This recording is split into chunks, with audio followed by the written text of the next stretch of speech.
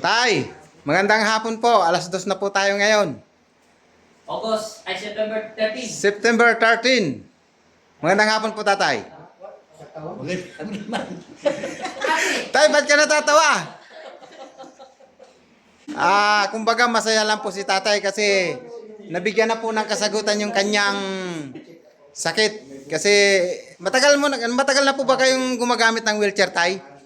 Oo, may matagal na rin. Ilang taon na po? Alam mo. Buwan lang. Talagang hindi po kayo makalakad, tay. Ay, di. Hirap na hirap po kayo. Hirap na hirap.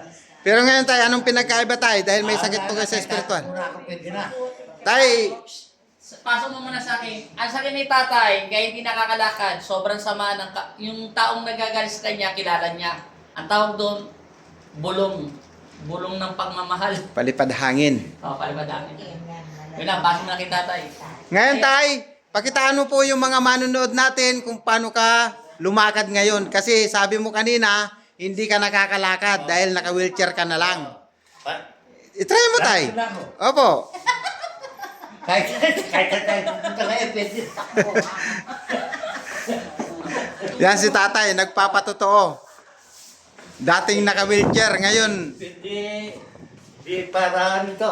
Talagang totoo na to. Alam ka na, hindi. Babalik lang Okay. sa alignment lang. Yan. Ano lang, mga 1 linggo, 1 linggo, 2 linggo, pwede na po siya. Kasi Pasalamat siya sa ating mahal na Ama, ang ating pong Jesus Nazareno. Diyos ko. Salamat. Tay, taga-sampo kasi kayo, tay? Taga-sampo kasi kayo? Benedicto. Benedicto. Dito lang po pala siya sa Pampanga, sa Benedicto. Benedicto. Kaya kung palo ka tayo, baka mapunta sa Benedicto, magbigay ako ng 500 tayo. Tay, sino nagrekomenda sa'yo? Ano ba yan? Tay, sino nagrekomenda po sa inyo?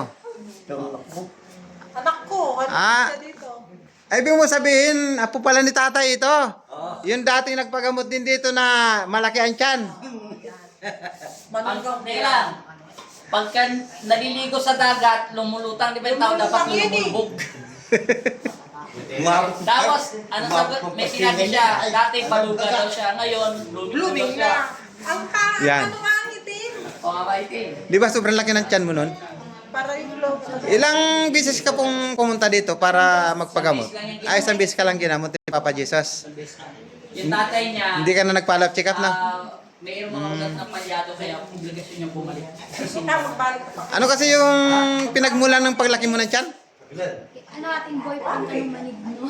Maligno. Adjustment na Ngayon, okay na. Tapos, yung lolo mo, dinala mo dito. Yun.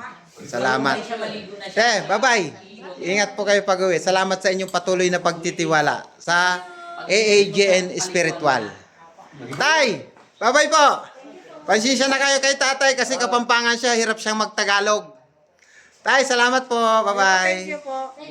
Ate, may Thank you tingka. po, Lord. Blooming na.